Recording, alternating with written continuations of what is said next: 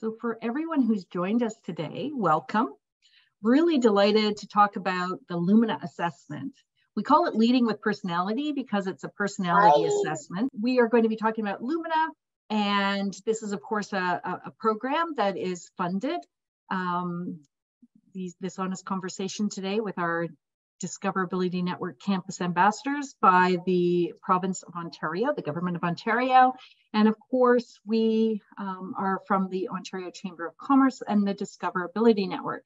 So I'm just going to quickly introduce myself, ask my peer who's going to be helping me out today to introduce herself. So my name is Lisa Kelly, and I work with the Ontario Chamber of Commerce as a programs manager on the Discoverability Network. Elizabeth Moeller, would you like to introduce yourself? Sure. My name is Elizabeth Moeller. Today you can call me Liz because there's two of us. And I use she, her, and L pronouns, and I work with the Ontario Chamber of Commerce as a project officer on the Discoverability Network. Yeah, I should probably say my pronouns are she and her as well. And I'm an older white woman with very white shoulder length hair. Also get Elizabeth Novak to introduce herself because she'll be monitoring our chat and letting people into the room. Hello everyone. My name is Elizabeth Novak, and I am the program coordinator for the Discoverability Network. Okay, so let's dive into today's discussion. I'll be introducing two of our panelists or, campus ambassadors later on in this session. So you'll see that up on the screen, I have this, an image of a computer, and on it, you'll see this colorful, we call it a mandala with a splash inside it. This part is the mandala and the splash. And then you see a bunch of words to the side. So we're going to describe how you access this yourself, how you can use it in your job search, and how it might add value to just as you build a career. Elizabeth, do you want to share a couple thoughts on Elizabeth Moeller on, just the tool itself and how it came about? Because you've been working with this a little longer than I have. Yeah, the Lumina tool came about 3.5 years ago, and it was a way for job seekers to assess their skills and learn a little bit about themselves in a safe environment and be able to use that language to talk to employers, potential employers, and career counselors as well. So it's a tool that helps you get to know you. So really being able to make your personality work for you is, I guess, the best way to describe it. All right, so before we dig down into how it works and the logistics of it, Elizabeth, can I ask you to do a land acknowledgement? Because even though we're meeting virtually, we still like to acknowledge the contributions of the people who've been caring for this land. Yeah, for sure. Fine. Thank you. You're welcome. So just to note that this is the last day of November, and November is Indigenous and Disability Awareness Month. So throughout this month, I've been thinking a lot about my relationship to the land, especially as somebody that's a runner and spends a lot of time outside. So the OCC acknowledges that the work that we do takes place on the traditional territories of the Mississaugas of the Credit, the Anishinaabe, the Chippewa, the Haudenosaunee, and the Wendat peoples, which is now home to many diverse nations, Inuit and Métis people. Our regional hubs and partners across Canada similarly gather on the traditional territory of many Indigenous nations who have cared for and shared these lands since time immemorial. Yeah, thank you, Elizabeth. You're welcome. So you are going to, if you're interested in using this personality assessment, you're going to access it through what we call the Discoverability Network. And that's a free online job matching platform that connects you, a person with a disability, or maybe a family member who has a disability, to, or if your other dimensions actually of diversity, so racialized, or a woman, or LGBTQ, 2SI+, or a newcomer, you can sign up on our portal, self-identify, and be connected to businesses who are looking to meet business and workforce needs. So they understand that everybody on our system is diverse, they value that, and they're trying to actively recruit. So you set up a free account as a job seeker. We have over, I think, about 1,700 businesses now there looking, lots more jobs than just 1,700 because many of them are large organizations that post multiple positions. So we encourage you to sign up for that, discoverability.network. Elizabeth Novak will be sending a copy of this deck out to you after this presentation. And it has live links in it. So if you want to set up an account, please do so. We also offer free training. So this is an example of that. We really touch on a lot of disability and employment related issues. So if you're interested, again, Elizabeth will send out links to our honest conversations. Our last one for this year will be on December 8th, and then they pick up again in January, every Thursday, 1 o'clock through Eventbrite. And finally, if you go on our website, you can access, tools, disclosure tip sheets, links to resources that can help you build disability confidence and help you in your job search. Now, just quickly how the platform works, because that's usually a question we get. And again, it's how you're going to access that Lumina profile. So you would sign up as a job seeker. You see that highlighted in the computer screen under job seekers. Create your profile. If you have an existing magnet password, you can use that, or you can create a new account. And we really encourage you to self-identify as a person with a disability. Marta, you have a question?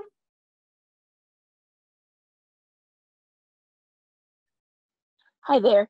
I just wondered when on the previous slide, when it said consultation, what does that in, so there's consultation and tools, and I wondered what the consultation aspect of it would be.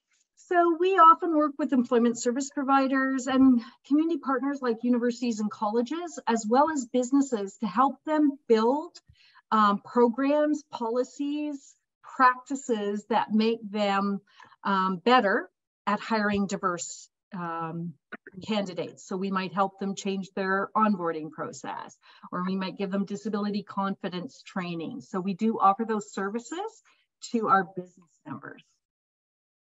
Gotcha, to the business partners. Got it. Or we can, and if you're a job seeker, connect to one of those partners, and we can contact you through that. We also do provide one-to-one services. If you're having a trouble setting up an account, you can reach out to us. Elizabeth Novak, can you pop your email into the chat?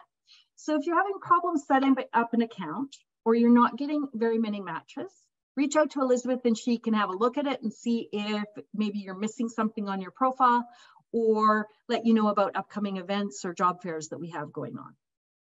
Okay, so once we've set up our job seeker account on Discoverability, you are going to then get matched. You don't do anything. You've uploaded your resume. You've set your job preferences. Absolutely critical to set your job preferences. That's where you want to work. So, if you only want to work in Toronto, only select Toronto as a place that you want to work. If you only want contract work or part-time work, we need you to put that into there so that you can, connect to where and who you want to work and what the hours that you want to do that in. And finally, what types of jobs you're looking for. So, for me, I could do entry-level retail, but I'm not interested in that anymore because I have a career as a disability consultant. So I would choose like a social services type of job. All right. The system matches you behind the scenes. You don't have to actively apply. It's going to match you behind the scenes. Now I see a question, the great question. Somebody said, once I logged in the website, it opens a page asking which network community do I want to join. Just select Discoverability if you're not connected with one of the other ones. So sometimes we have partners who want you to go through their pages, but if not, you can just select the general Discoverability. It's less important, or, receive messages from all, keeping your options open. So you've set up your profile, gotten matched. Next step is to actually review your job invites. So you should receive some job invites. I'm got quite a long resume. I say I receive 3 to 4 a week. Not all that are good matches for me because maybe the pay is less, or it's more senior, or it's not as senior. So only apply to the jobs you're interested in, right? So if there's none up there, then you don't have to apply to them. Your profile remains private. So the fact that you've self-identified as a person with a disability when you sign up remains private until you decide to share it. So our system is non-searchable, meaning that somebody can't look it up and go, oh, Elizabeth Moeller is on Discoverability. That must mean she has a disability. We keep that private. And then finally, you'll get notified. So the employer will review, you apply, the employer likes it, they'll contact you when you go through a typical event where they can connect you and you can set up an interview. Marta, did you have another question, or is your hand? Okay, hands, okay, great. So it's pretty easy to do. At this point, Elizabeth Muller, I know you have an account. Did you find it pretty easy to set up an account? I did. Yeah, very intuitive, and it's accessible with a range of different assistive technologies. And we can guarantee that because Elizabeth Muller helped us make sure that it was. Now, on the system, we've purchased a certain number of assessments, and we're providing them to you free of charge. So normally they'd be a paid for service, but we have a limited number going up until March. So we're really encouraging people to access it. So Elizabeth, I'm going to jump in here at this point too and have you just talk a little bit about what that assessment does, and what it's used for. Yeah, absolutely. So the Lumina assessment, it's called Lumina. The first thing to know is it's not a test. There's no right, there's no wrong answers. It's really to get a sense of who you are. So the assessment really will allow you to answer some questions, figure out what your strengths are. We're going to talk about that in a few minutes, as well as it will give you a dominant color. And you'll be able to kind of look at your color to see what personality traits and qualities map onto that color. Great. And you can access it also through your mobile device once you've completed it? Yes, Great. You can download, just go on to the App Store or the Google Play Store, and you can just put in Lumina and it will come right up. Perfect. And it's available in multiple languages, correct? Yes, okay. That is correct. All right. So again, this is actually, I've got two screenshots up here, how to access it. So you'll see that this is my own account. I do self-identify as a person with a disability. I've been on the system for about 7 years. So in the bottom right-hand corner, you will see my profile. And there's my little picture that I've added. And you'll see up here, this is a rolling banner. So you can simply select Lumina assessment. It'll take you outside the system to go into the Lumina assessment. Don't worry about that, that's fine. But you simply access it by creating your profile, going to your homepage, selecting the banner at the top, Lumina assessment. Once you've done it, to access it, you'll go down back to your homepage. You'll select My Assessments, and then the page will come up and your Lumina assessment will be available through that. You get, how many pages, Elizabeth? 8-page report. Okay, 8 pages. It's changed. So I have to It's changed. We always have to debate, which, yeah. Very true. Okay, so I've got 5 of those pages up here on the screen, and you can see that it puts your colors in order. It tells you about your strengths and possible weaknesses. It's going to give you a picture of what your Lumina splash looks like. So in this case, we see that it's very, very much, the tallest are green, then blue, then red, and very little yellow, which matches with the order of the colors seen in the print version. And it gives you a QR code that you can use to access this on your mobile device. Some pages will be displayed in the language you chose to do the survey in. Now let's talk about the survey. How many questions, Elizabeth? 144 questions. Okay, and we choose the language we want to work in, and those languages are English, UK, English Canada, Korean, Spanish, Arabic, simplified Chinese, French Canadian, and traditional Chinese, okay? And just to add that if you do the assessment in a language that is not English, that's the language that it will show in your report. So just be mindful if you're working with a career coach that that report is going to come out in the language that you did the assessment in. That's a really good point. Now, the instructions are pretty clear. So I have, again, a screenshot up on there, which says, click on the scale. It's a Likert scale, which is a big word for saying it goes strongly agree, disagree, in between, agree, strongly agree. So it's always going to be the same scale.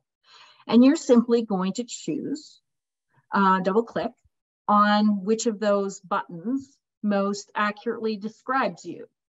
You'll have a chance to review that and change your responses before you submit it. So a sample question, again, not a test, is I generally see myself as pretty organized. Elizabeth, which would you pick? I would say agree. And I would strongly agree because I tend to be pretty organized. Yeah. So that gives you an example. So there's 144 of these. What might another question look like? Well, I really enjoy working collaboratively with others. Now, if you're not sure about some of the language, you can pause, look up the word, get out a dictionary, ask a friend, and you can come back to it. Is that correct, Elizabeth? Yeah, absolutely. And the other thing I want to say too is you can always come back to it. If you want to talk to your employment counselor or even sit down and do it together, there's no time limit on the assessment. It's not an assessment where if you're not done in an hour, it kicks you out. I know we've all done those. Those are really frustrating. It's not like that. And you can even, like I said, save and come back, and it'll pop you right back to the question that you were at when you originally left the assessment. Perfect. Okay, so as Elizabeth has said, it's not a test. So we want you to be honest when you're completing it. It's really critical because if you put in information that's not true or things that you wish were true about yourself. So Elizabeth was really honest. She said, I'm mostly organized. Yeah, I said agree. There are times. Yeah, so we want to be honest because we want it to be an accurate reflection, right? So keep that in mind when you're doing this. And make sure that you choose the most correct version. It's not always identical and most of the time. The assessment is not made to judge you, discourage you, or exclude you. And only you have access to the assessment so that only you have access to the assessment. Okay, Marta, did you have another question? Oh, I do. I'm one of those questioners. That's fine. Love questions. I don't think I've done it, but it's similar to other ones. So I'm trying to remember. Is it something that, I mean, let's say I didn't find myself very organized, but it's something that bothers me. And, over the year I've done a course and now I'm like really on top of it. Or I've found a way that works for me. Is it something that changes over time, or is it the concept of you are this? I think it can change over the time, definitely. Elizabeth, maybe you want to jump into this too. And actually, there's a ton of questions, and it's been tested for what's your underlying personality? What's your personality at work? And then what's your personality when you're under stress? Because it changes, right? So the questions are framed so that you can access them. Personally, I've done a lot of personality assessments. Generally I find them to be, similar across the board, but they, I can't guarantee that they're going to be identical every time because your view of yourself might have changed or your understanding of yourself might have changed over time. Elizabeth, do you want to throw on to that or add to that? Yeah, absolutely. I mean, I think it certainly can change, but I think at the end of the day, the baseline is the same. It's really meant to get a sense of sort of your core personality. So whether you're like stressed or hungry or tired when you're taking it, those answers are going to predominantly stay the same.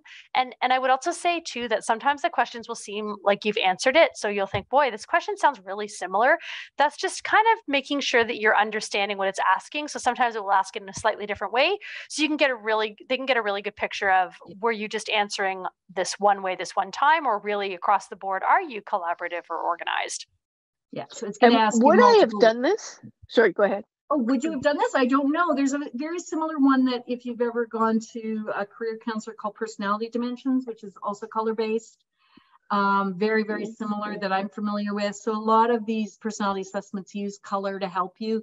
So it probably would feel familiar even if you haven't. I asked myself the same question before I did. I'm like, this sounds really similar to dimensions. I think color dimensions I did. So okay, I can't keep track of all the different ones I've had to do. So I'm looking but a lot of them cost money, and this one is free. Exactly. And it would cost a lot of money if you weren't using it in the system. So I believe it. And it sounds like it's much more like the fact that we can't really remember the names of all these. It suggests to me that they're not as helpful as they could be because you just do them and they go away. Whereas this one sounds like we can keep using it, like keep using the information. Yeah, and you can revisit it as often as you want. And I wanted to say too, like if you email yourself your report and you lose it, you can always just go back in and re-download it. It's not like one of those one-time deal. Yeah. Sorry, go ahead, Lisa. Tried to do that. Now, somebody was having difficulty accessing it, so I'm going to have you reach out to Elizabeth Novak, and she will set up a short Zoom call where she can go over with you to show you how to access it, okay? We saw that in the chat. All right, so at the end, when you've answered all the questions, whether that took you, I think for me, it was about 30 minutes. I know some people it can take up to an hour. Yeah, it took me 45 minutes because I'm using assistive technology. So it just depends how confident you are, you know, the kind of mood you're in. So it could vary, but definitely won't be completed in under half an hour. You can review your answers and you can see that there's a blue pencil. You click on that and you can change your answer if you want. And it'll go through, here's some of the questions, you know. I generally approach tasks in an organized way. I'm fun to be around. I'm a creative thinker. I mean, I am realistic and practical. So you just go through and, you know, put in your responses. Then it generates the colors for you. And that's what we're going to spend most of our time talking about. What do all the colors mean? And how do you use this? Because I've done personality, I think earlier when Marta was referring to this, it's like, how do we actually use this to help us get a job or help us move forward in our career? Beyond like, this is interesting, it's kind of fun to see what you are, okay? So at this point, I've actually asked 2 campus ambassadors to join us. Is Sophia on the call today before we start? Yes, I am. Sophia, do you want to just give everybody a quick overview of what a campus ambassador is? Sure, absolutely. So our campus ambassadors, we have a couple of terms. So we had a first round of campus ambassadors in the spring, and now we have our fall cohort at the moment. So the campus ambassadors are here to help us promote what the Discoverability Network is on campus, and they share social media posts with their classmates, and they can even participate in extra on-campus cross-promotional opportunities. And really, again, it's just to help us promote Discoverability Network. And I just spotlit Maddie Kelly. Full name is Madeline Kelly, but she said gave us permission to use the name Maddie. She's a PhD candidate at Queen's University. Would you like to say hi, Maddie? Hi, everybody. Yeah, as mentioned, I'm a PhD candidate at Queen's University, and I'm studying antimicrobial resistance in groundwater. Excellent. And we're also joined today. She's unable to join us on camera, but she is joining us via audio. Olawumi Balagan, who's a fashion design student at Seneca College. Would you like to say a few words, Olawumi? Oh, hi, everyone. I'm taking the fashion program at Seneca College, and I'm in my second year. I'm a student ambassador for the Discoverability Network. Well, welcome to both of you, and I'm so glad that you joined us today. All right, so let's dive into this and start figuring out what the colors mean. So up here I put what is called the mandala, this eight-sided round circle in the center. It's comprised of 4 different colors. So we see green, yellow, red, and blue. And what do the colors stand for, Elizabeth? Yeah, so red, that's your tough, logical, very direct. Blue is sort of down to earth. Green is your people person, very empathetic.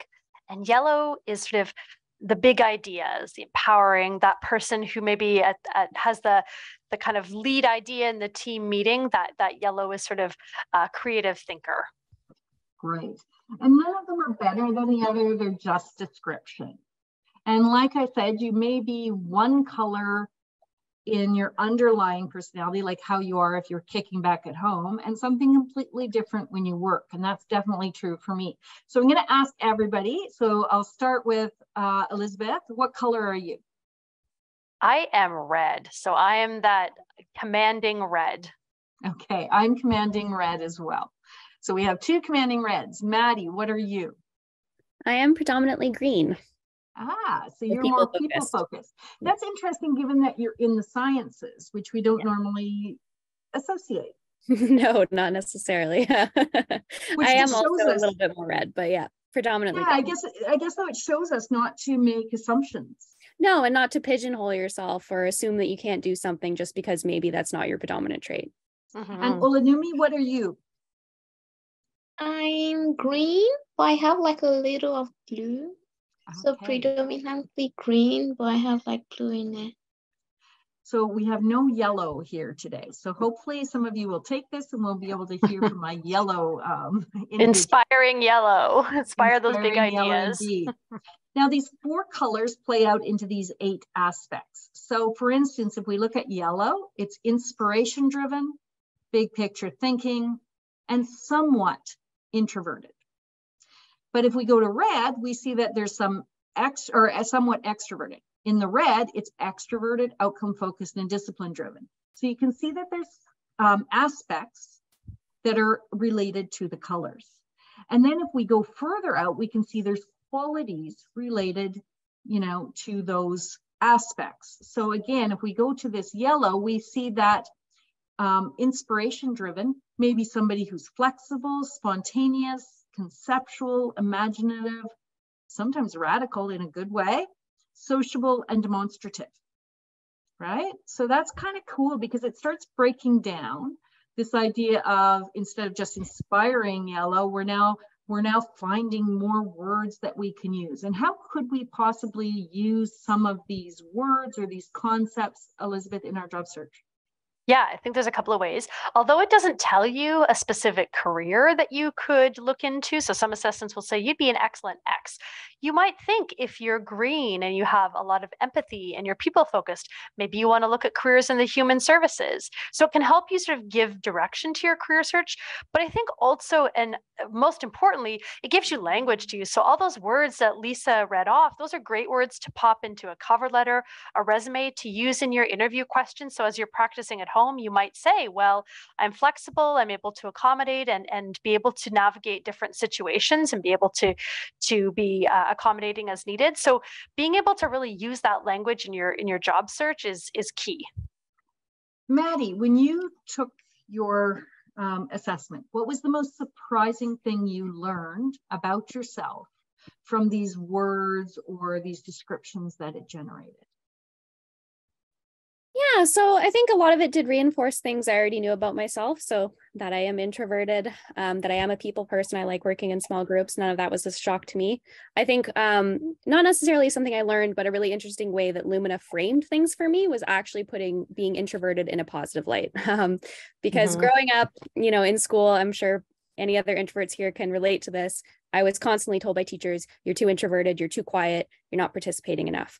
So it was really nice to see it framed in a positive way and how that can be a strength. And I guess maybe the surprise came in when I looked at what my underlying personality versus my everyday personality, because my underlying personality is very introverted, whereas my everyday personality has actually got a fair bit of extroverted in it. And that is something where I've consciously, after high school, I wanted to work on being more extroverted. So it's something I kind of forced myself to do. And it was interesting that Lumina could actually kind of tease that out, that that's not truly who I am as an underlying person, but it is something I put on, in school and in jobs and whatnot. Oh, that's interesting, because that kind of goes back to that question Marta had.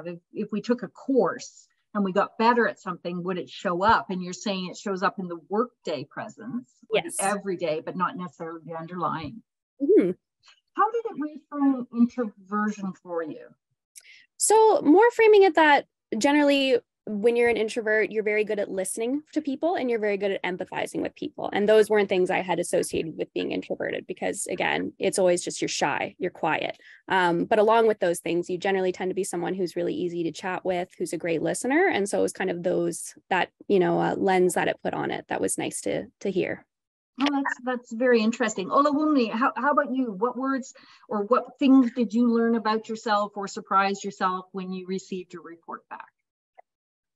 So generally, I'm not like a very good leader. And when it comes to like taking the lead in projects, school projects, I'm mostly not the first person to talk or to lead whatever group I'm in.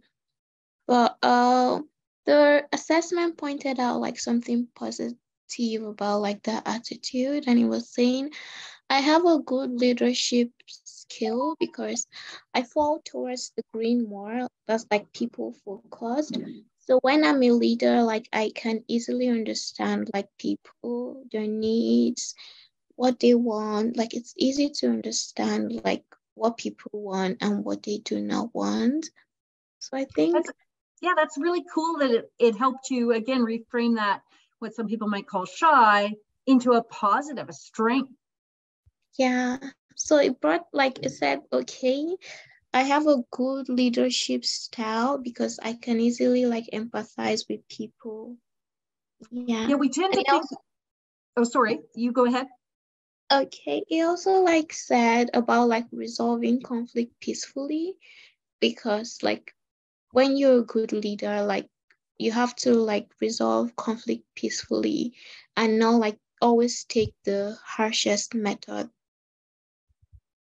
I'm glad you brought that up, because actually on Elizabeth's mind in the red, there's a thing called purposeful argumentation, which means we like to argue our way into winning a debate or leading, which isn't always a positive style. And it's something that I learned about myself and had to think, as somebody who works in teams, how does that come across? So, useful in a number of ways. I also just wanted to add too that, for mine, the word tough came up, and generally I wouldn't think to say in an interview, I'm tough. But I think that it's helped me to reframe that into, I can have difficult conversations, or I can address that elephant in the room. So sometimes we think of words, and I think that the examples by Maddie, around being introverted, and then the example of being shy, were really good examples.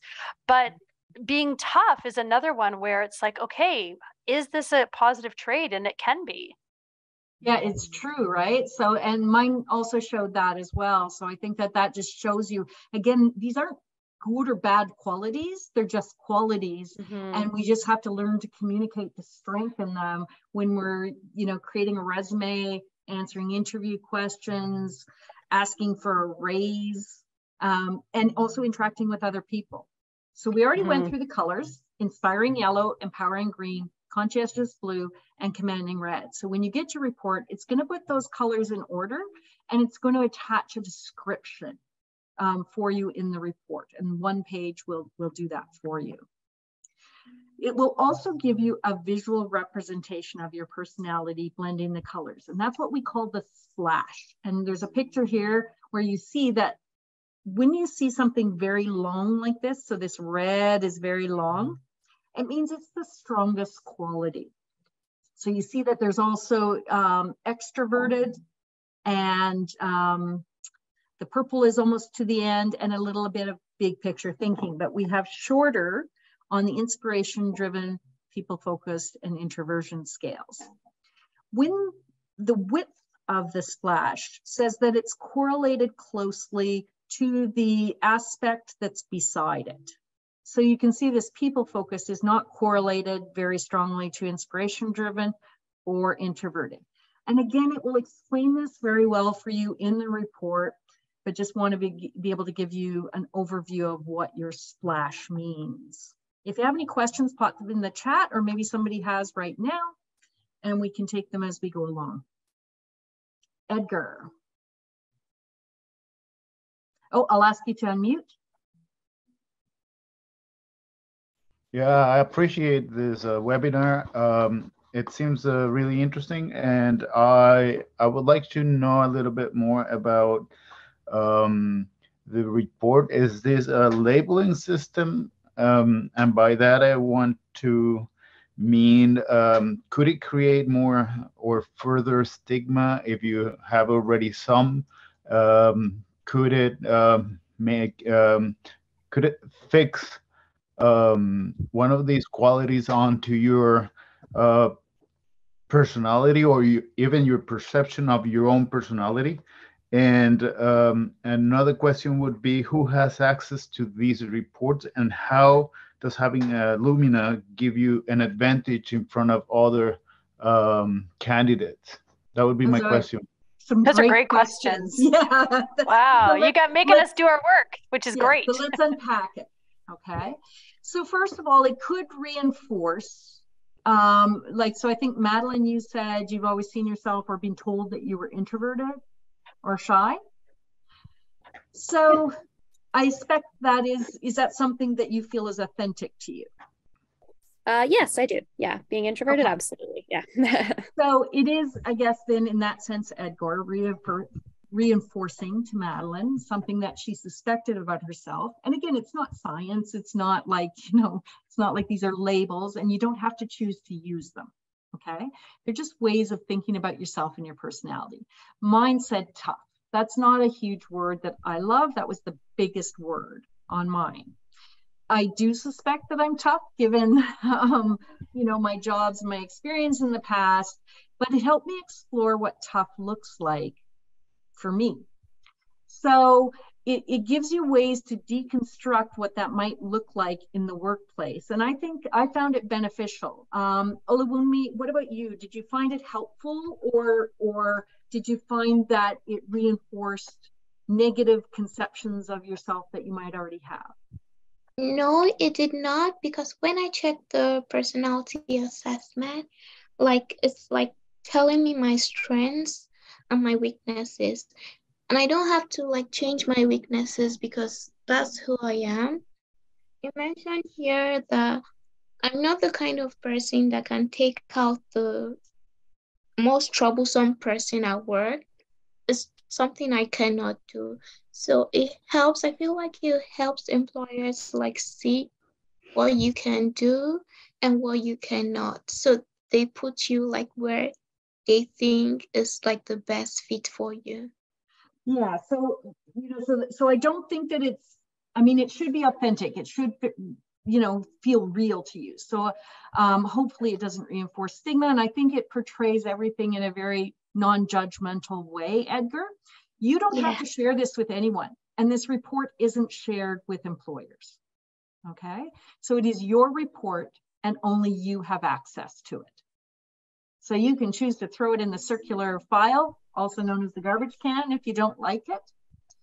But you could also perhaps learn some things like, again, I go back to that because I just think I find that powerful, Maddie, when you said, it took you from shy to I'm a good listener. And that's incredibly powerful if you're in an interview and somebody notices that you're introverted, or, you're not the first to leap up and put your hand up, and you go, no, I'm listening. And I'm absorbing that information before I respond. And so it gives you a new way of framing some of your qualities that I think can be very, very positive. So again, the report is only yours. You can, interpret it with somebody who's qualified to do that, or with a career counselor who can help you deconstruct it.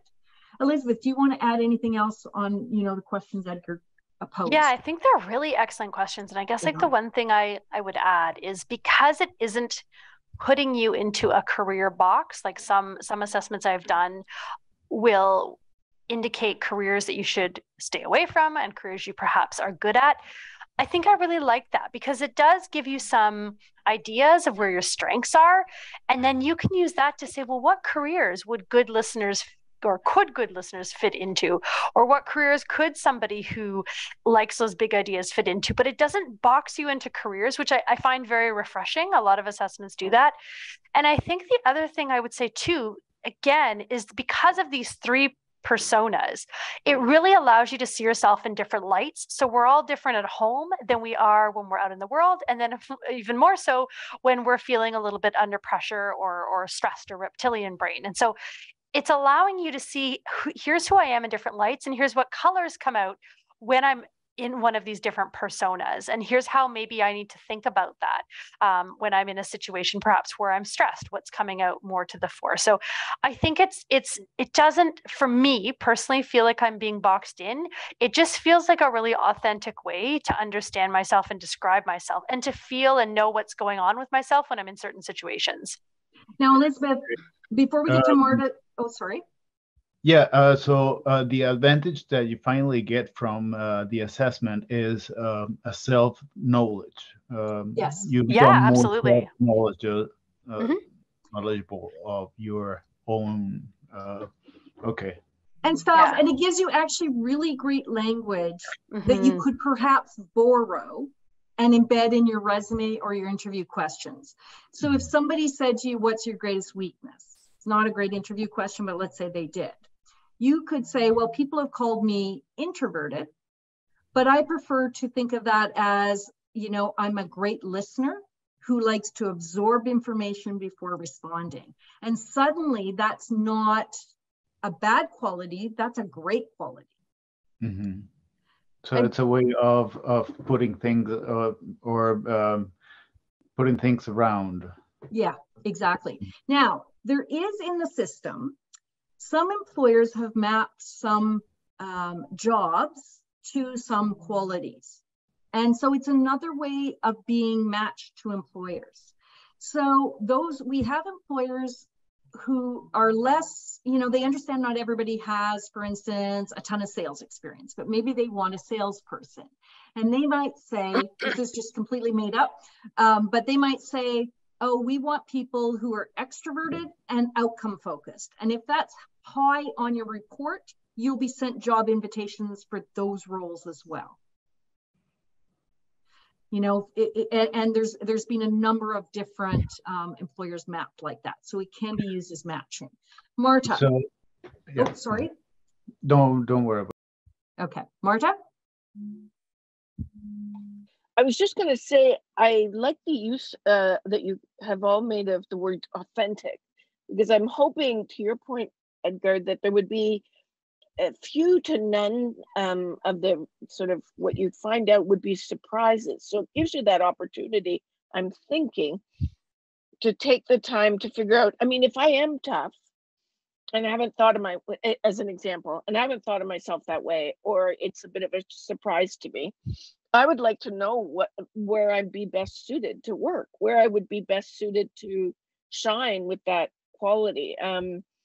I might, for instance, you ask a lot of questions, which actually is something I know about myself. But I mean, it gives me the time and space to try and sort of frame it, and hopefully gives me some other words to frame it in such a way that there's nothing worse than getting being hired for the wrong job or applying for the wrong job and getting it. So I would hope it helps me figure out where I'm best suited to be. Yeah, I think it does that. And again, that's where the matching to the employers, again, you can turn down any job offers you receive. If they don't seem like something you're interested in, just ignore them on the system. So you'll be matched in system on our discoverability system with those employers, as well as, you know, for the experiences and educational input that you've put in as well. And I just wanted to jump in and say that this is especially nice for those of us who might have gaps in our resumes because we were focusing on our education or we were managing our disability. And so perhaps we don't have as much work experience. So it's been a little bit more difficult to obtain work. This is a nice way, if you can be fit based on other things, to kind of help you bridge into that first job. Yeah, that's a great point, Elizabeth. So there's 8 aspects. We went through those, 24 qualities. And, you know, again, you dig down, what is accommodating? Well, maybe that means supporting people, coaching and developing and working together. So it starts spreading that out, giving you lots of different ways of thinking and explaining yourself that are much better than the typically, I'm an employment counselor by background. And oftentimes when I see resumes, they say things like good team player. Well, everybody puts that in their resume. So you're not different than anybody else who's applying for a job. And I think, Edgar, that's something you kind of touched on in one of your questions, right? We want to use words that actually capture, well, what does teamwork look like for me, right? And we don't want to stay with those tried and true, you know, able to multitask, ability to, you know, work in groups or independently. Guys, every resume out there says those things. We need to find better ways of talking about ourselves that make us stand out and are authentic. You are the only one responsible for the answers that you provide, and that's right. They are based on your own experience at other circumstances, like other jobs, or are you expected to perform according to the results? Let's say your report says that you are a fast learner. So are you expected to deliver quickly that on the job? Yeah. So if no, you because no. only you, Edgar, are going to see this, and a machine that connects you with what an employer's put in. So it's just you that's going to see it. So I don't think that's a question. Do you learn quickly on the job, Edgar? Yeah. It's more about your personality, not like the hard skills. So not your typing speed or, your ability to lift or. Yeah, so you'll see here, like for outcome focused, which is in mine, work under pressure, engaging and energizing, providing direction, and purposeful argumentation, which is definitely one of my qualities. So yeah, again, me too. It's not like I'm going to share this out or put my Wordle, that group of words as they appear in your report out there, because I'm not sure when people first see the word tough or logical that they think of that when they think of the word career counselor or trainer, right? However, they've made me realize one of the reasons I like working in the disability space, beyond the fact that I have a disability myself, and I want to build an inclusive inclusive Canada for everyone, is because I'm completely comfortable talking about disability. Some people might think that's, we might use those words tough, but again, Elizabeth said, that's difficult conversation. I'm completely unafraid to have, conversations. Honest conversations. Honest conversations about these things. So, Maddie, can you give us an example where perhaps, again, some of the qualities that you saw, how you use them in your everyday life, or how you use them in your job search or career? I know you're a student right now, but how might you use this? Yeah, so I think one of the things that it pointed out to me that was perhaps something I had suspected about myself, but it's just part of my personality is being too modest, and not being able to accept praise, and not necessarily being my own cheerleader, and being in a doctorate program where everything is discipline driven. You're driven by yourself. You have to be your own cheerleader to get publications, advocate for yourself at conferences, accept praise when you do have a great publication. That's something that I can absolutely work towards. And it's given me a concrete goal to work towards in my degree program, and something that I think will help after. But particularly with what I'm doing, I really need to learn to be able to accept praise and run with it and, own my achievements rather than kind of shying away from them. So was that phrased in the weaknesses part of the report? No, not at all. Oh, okay. Well, no. So the weaknesses, my weaknesses more would be I can be too trusting. I'm not sure how I'm going to work on that one yet. That was more of a surprise to me, but certainly something to kind of work towards. Not entirely sure how I'll do that yet, but something to it gave me something to look into, to read more about, to maybe go through my profile more thoroughly. Is, oh, okay, I can apparently be too trusting. I didn't realize that. I think mine was being too blunt. Olawumi, and what about you? Did you find anything on your weaknesses or in your qualities again? And how are you going to use that in your job search or in your school studies or, as you move forward? One weakness the report mentioned is about finding it difficult to take a public stance and seize authority, and also finding it hard to make decisions quickly. And I think that is true about myself. That's interesting. Yeah. Elizabeth, it gives you things to think about. And like Maddie said, dig in deeper later. Elizabeth, what about for yourself? So also a doctoral candidate, and Maddie had some excellent points around being your own cheerleader. And so one of my words that could be seen as weakness is competitive. Some people might see that as a bit aggressive or wanting to get ahead. But I think in a doctoral program, when I think about that word, I think about being competitive with myself. So did I get more publications this year than I did the year before? Or have I improved my writing or my teaching? So rather than sort of competitive with others, which is also a part of a doctoral program, there's also something that I've kind of started to think around being competitive with myself and looking at where have I been and where am I going and how do I evaluate that? Great points. Okay, so they do give you words. We've got 2 up here. I don't know, do some of those words, Maddie, stand out for you and Olawumi on the green? Did some of these words appear? Yes, I definitely have empathetic and collaborative. I also have some of the red ones, some purposeful, logical. Okay, and Olawumi, what were some of the ones that were giant on yours? I think I had accommodating, then I had intimate. Yeah. That's interesting because was also there. Yeah, it's great because you were both sort of in the same color block, but different words, because depending on your answers, become larger. I know on my Wordle, the ones that stood up, the two largest were actually logical and tough, whereas Elizabeth said hers are tough and competitive. So, yes. you know, it's not just you're getting a generic profile. This is actually unique to you. So you'll get this in word-based form. It'll be written out. It'll be your colors in order. So here we see the colors in order, you know, a screenshot. This, you know, and if the thread was this, one example is your capacity for rational thought and analysis. This allows you to make objective decisions quite easily, but may risk distancing yourself from other people's feelings. So again, that for me sounds very true. So I have to spend a lot of time thinking about, am I taking too rational approach? And I'm really considering how people are feeling about what I'm saying. But some other ways that we can use this is that taking that description, if you wanted to write a cover letter or a resume, you might say, I'm a rational thinker with good analysis skills and have the ability to make objective decisions. So we've taken the key parts of that red description and built it into a really great cover letter statement.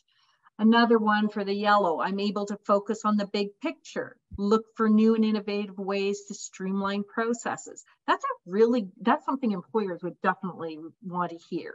Blue, when I make a commitment, I do my best to stick to my promises and I'm seen as a trustworthy individual. That's, you know, again, these are powerful statements and so much better than I'm a good team player and I'll show up on time. Right? Those are expectations. Also kind of expected, right? Yeah, exactly. Like, I'm sorry, for employers, I work with employers all the time, you know, for everybody on the call, they expect you to show up on time. That's not something you should brag about. That's an expectation. A given. Yeah, and if you're not going to do that, that's a problem. And if the best thing you can say about yourself is that, you need to learn more about yourself so that you can share some of these thoughts and ideas to present yourself in a stronger way. Where did these sentences come from? They've just taken, Marta, what on the right, you see these, you know, I stick to your word, and then they've turned it into a sentence. What we've done is we've taken the description, turned it into a sentence. So this is from the report. You know, you stick to your word, do your best to keep your promises. So we've turned it into, when I make a commitment, I do my best to stick to my promises. So we don't want to plagiarize, right? We need to construct it so it's real about us, but it's a great way of taking the information from your report and creating really strong statements that give an employer a sense of who we are, instead of always those same old, you know, churn that we get when we don't spend time really thinking about what we want to say about ourselves. You know, one of the strongest things I ever saw was, you know, I was doing a resume for a person who wanted to bartend, and they said, my best ability is my memory. I remember names, I remember drink orders, and I remember to bring the bill. That's important. Yeah, but when you think about it, those are the three qualities that, you know, and so instead of team player and I'll show up on time and I'll clean the bar well, that was a great way to describe your skill set. So we need to do that. And I think we can generate some of these ideas from our profile reports. Now we can also download the Splash app. Now I have to admit, we had a pre-call as we were preparing for this webinar, and Maddie walked me through how to do this, because even though I did my Lumina assessment about 2 years ago, I had never used the app to find my personas, which are your underlying, your everyday, and your overextended. Maddie, can you walk us through again how you actually got me to download it and check? Yeah, so I just went to the App Store on my phone and I just looked up Lumina, and it popped right up. You download it, straightforward.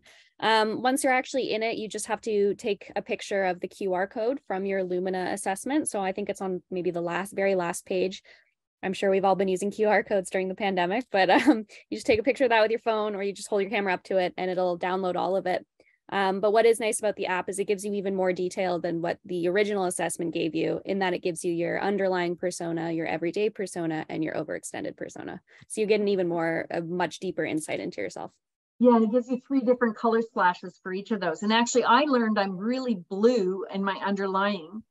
but I've created this strong red work persona, you know, so that's really interesting. I found that it gave me a new way of thinking of myself at work. And I also found out I go ultra red when I get stressed, which isn't always the best thing. Olawumi, have you downloaded the personas yet?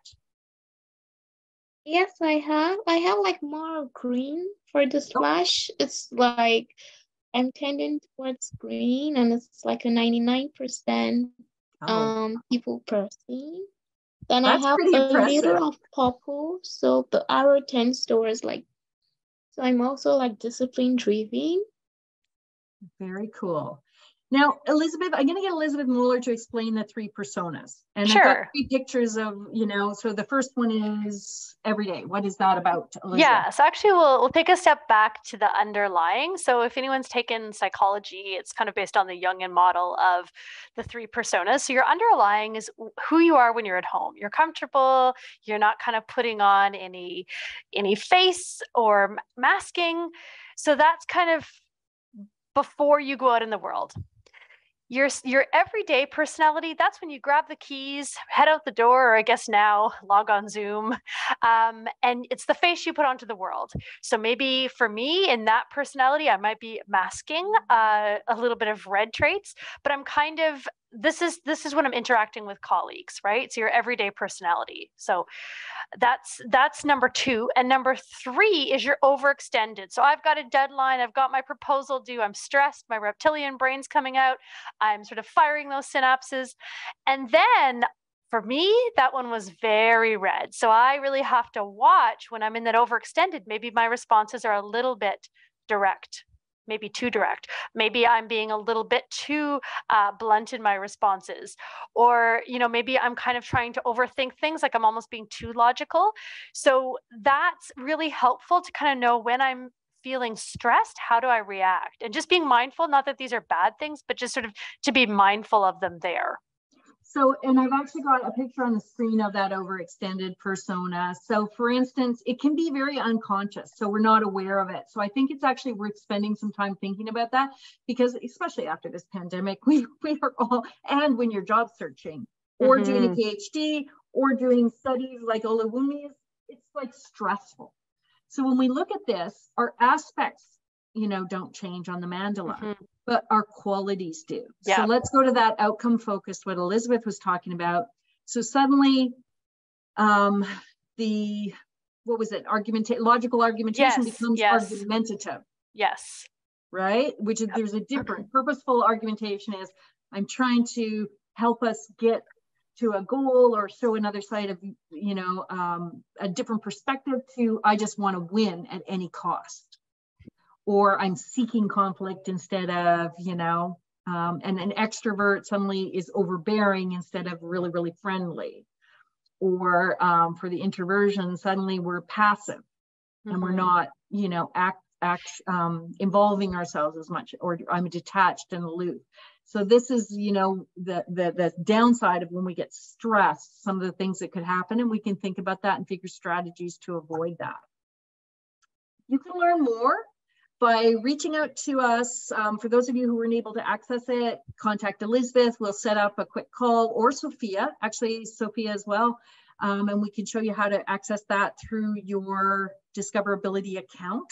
You do have to set up an account to access it. And also, if you want to learn more about what we're doing at Discoverability, you can reach out on the different, follow us on Twitter, Facebook, LinkedIn, YouTube, and Instagram. It's been a pleasure talking with you all. If we haven't got questions here, we will definitely try to get through and send them, address them post this webinar. But thank you all for attending. Really appreciate you being here and hope you learned a little bit today. Have a great weekend. And happy International Day of Persons with Disabilities, which is December 3rd. Oh, that's very true. Thank you, Elizabeth, for reminding us. You're welcome, Lisa.